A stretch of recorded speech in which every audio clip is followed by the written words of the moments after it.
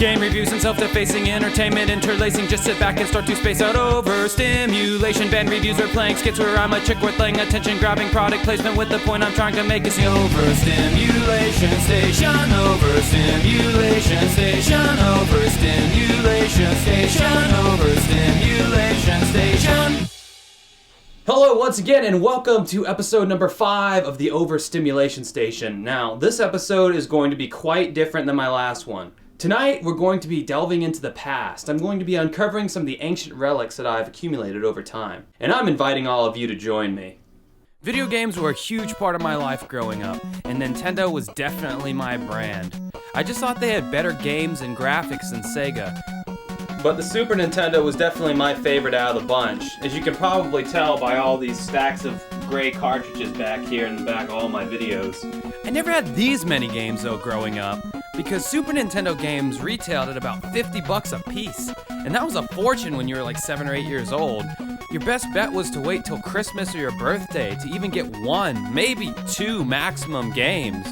So oftentimes, when I wanted to expand my video game vocabulary, I'd have my mom take me to this place. Imagine the perfect video store. It would have a great selection, right?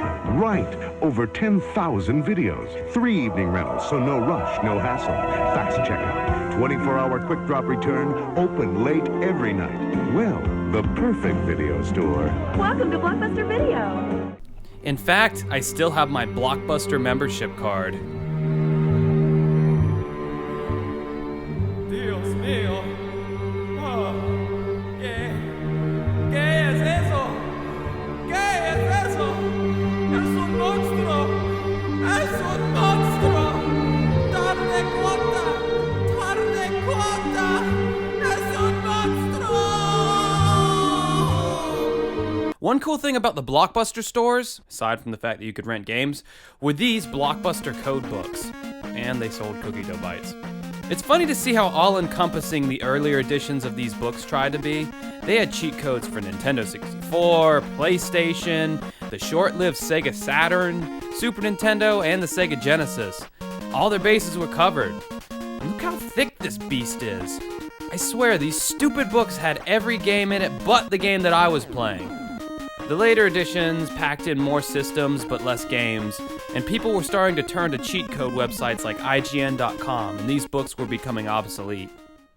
As a teenager, I loved going to music stores in the mall and buying CDs. Yeah, I don't plan on updating my CD collection to vinyl anytime soon, because A, I don't feel like spending $5,000 on music I already own, and B, I'm not a hipster. Honestly, I can't tell that big of a difference between vinyl records and CDs anyway, as far as sound quality is concerned. It's weird though, because I still buy CDs because I like having the physical thing in my hand, but a lot of times I don't even put them in a CD player. I mean, if you can even find CD players anymore, I just stick it in my computer, rip it to iTunes, and then put it on my iPod. Wait, what is that? Is that the Pink Floyd Endless River album? No, stay away from me. No, I reviewed you. I also really liked buying DVD box sets. Before Netflix, Hulu, and On Demand, you really couldn't see old shows anymore unless you pirated some sketchy video file off LimeWire. One of my prized treasures is this Unsolved Mysteries box set. You remember, the show that scared the shit out of you as a kid? What happened to Christy Krebs? In 1990, Christy was hospitalized, suffering from a mental breakdown. Her family thought she had recovered, but 3 years later, Christy's car was found abandoned in the woods, and Christy Krebs had vanished into thin air. When 38-year-old Latricia White was murdered, the police and her family began to suspect her boyfriend, Dub Walker Hutt, who had mysteriously dropped from sight. More than a year later, he is still missing. But is Dub a cold-blooded killer, or was he a victim of violence himself? Sometimes the only way to watch your favorite show was to buy some bootleg-ass DVDs like this Beavis and Butthead box set that I bought off a website that loosely threw around words like legitimate and official. I was more than stoked to own all episodes of Beavis and Butthead with their original music videos intact. Then after literally months of waiting, this is how official the videos looked. This is direct footage from the DVDs. In an era where 4K TVs are becoming the norm, this is hardly acceptable. But hey, look, there's Primus! On MTV! Wow. Going back a little further in time, we see that I was quite the model student back in my old elementary school. A note from Miss Dickerson. Yes, my second grade teacher's name was Miss Dickerson, and yes, she was a dick. Look at this piece of shit. What was this made on, an Apple II or something? Let's see what it says inside. Josh was good today, Miss Dickerson. Well, her handwriting definitely left something to be desired, but then again, you didn't have to have much qualifications to teach at my old school. What the fuck do they give kids nowadays for being good? An iPad? Here's my agenda from high school. Did anybody else have to carry around these annoying pieces of crap? As you can see, I wasn't a big planner. I hated school. I also got a lot of these growing up. Ooh, scary, a referral. Seemed like such a death sentence when you'd get one of these. I borrowed a stack of one of these from my teachers. And I also borrowed this. Remember these? Always hanging on the walls in every classroom just to take up space. These were my first introductions into internet memes. I always knew them as inspirational pictures. The internet would take these corny cliches and make funny parodies of them. I feel all modern internet memes evolved out of these cesspools of cliche that hung in every classroom. In high school, all my friends were skateboarders, so of course this was our Bible. I'd get one every month or so, and I was always so excited to see the new deck designs. My favorite brand was Toy Machine, not because the feel of the skateboard or anything, I just loved the artwork. And I kind of feel like that's why most kids liked whatever skateboard brand they liked. They just liked the graphics on the bottom of the board. I also love checking out the t-shirts and the shoes, and oh my god, the damn shoes. They made such a statement as to who you were as a person at my school. If you had the right brand, the right size, the right design, the right color, you were the man. Some kids even went so far as to take a brand new set of skateboard shoes and grind them up against the grip tape on the top of their skateboard just to give it the appearance of scuff marks, like they were like really skateboarding, man. They were really busting those kick flips and those heel flips and all. I thought that was really ridiculous, especially seeing as a pair of skateboard shoes could cost anywhere from 60 to 90 to $100 depending on which kind you got. And when I wasn't busting my ass on a skateboard outside of school, I was playing with these guys inside of school. Deck.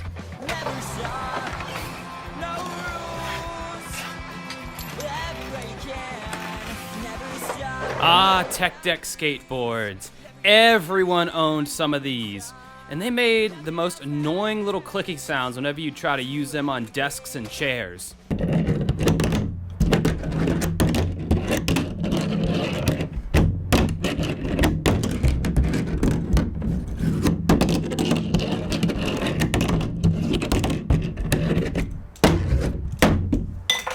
Teachers hated them, we loved them. Now, let's go back to my early childhood again for a moment.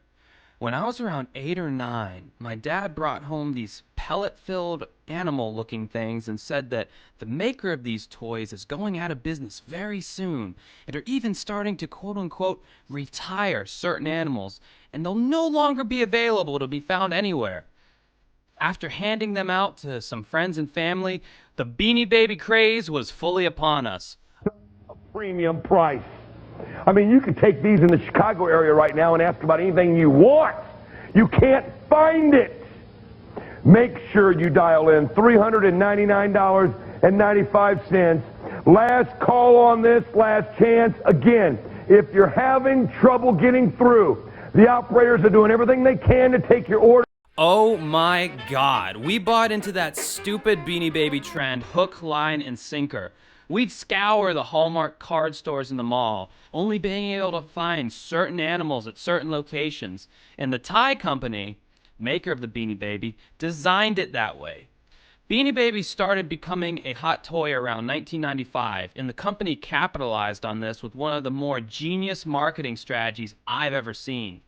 By deliberately producing each new design in limited quantities, restricting individual store shipments to limited numbers of each design, and regularly retiring designs, Beanie Babies became a huge target for would-be toy collectors such as myself. God, I remember the plastic toy boxes they sold to preserve the more valuable Beanie Babies, like the bears, for instance. The little plastic tag protectors.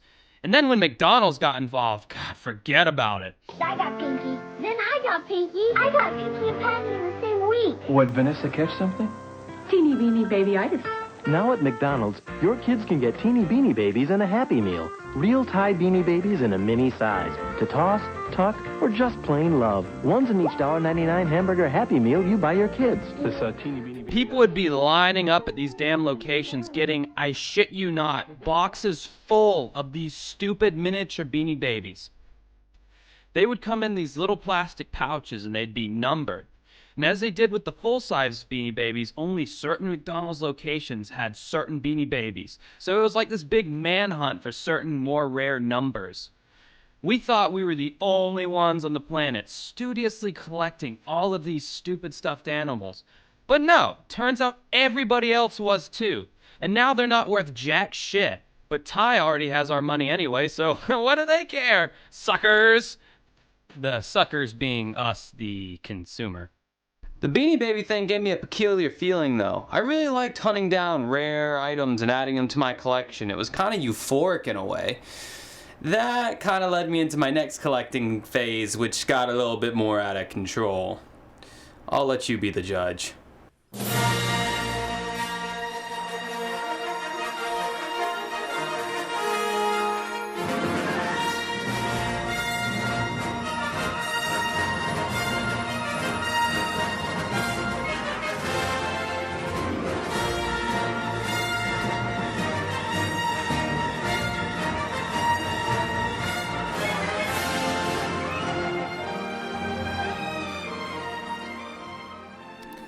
Yeah, I really got into collecting Star Wars action figures, especially when I was younger. It became an on-again, off-again thing, and then I finally just stopped altogether, but for some reason I got that same rush trying to get every figure in the series and rifling through Walmart's and Eckerd's shelves to find the rarest action figures that the other kids had looked over. How the hell I stopped myself as a 9-year-old from opening these up and playing with them demonstrated some kind of weird restraint and self-control that I obviously did not have when it came to food.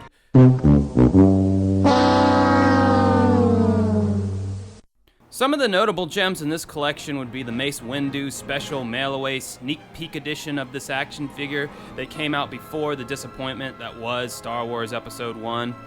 You had to collect like 15 or 20 UPC codes on the back of other Star Wars action figure boxes and mail them away, along with like 10 or 15 bucks. Another is this Captain Pete action figure.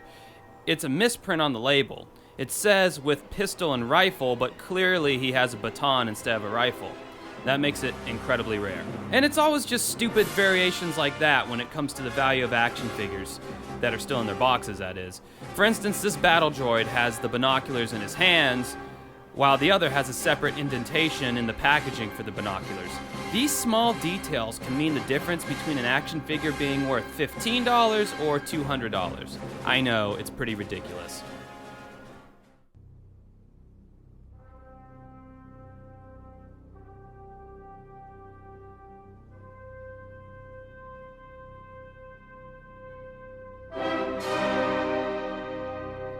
What you're seeing before you is every cell phone that I've ever owned and its evolution. From my very first cell phone that was shaped like a stupid fish, up until my current one. Enjoy the evolution that is taking place right before your eyes.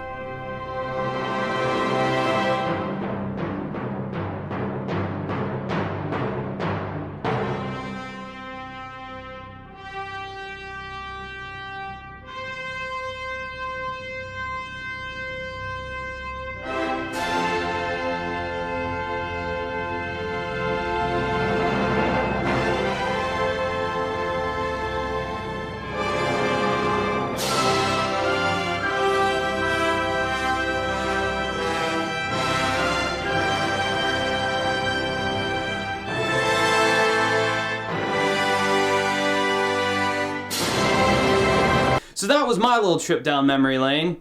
I hope you enjoyed it and you could relate to some of my experiences. Those truly were the glory years of my life, where time seemed infinite and I had very little responsibilities. I know I'm not the only one who likes to sit back and think about them old glory days. Now, to finish this video, I could play a certain Bruce Springsteen song, but I hear he's a very litigious fellow. That means he likes to sue people. So instead, I'm gonna end the video with a little something for my millennials out there. It's morphin' time!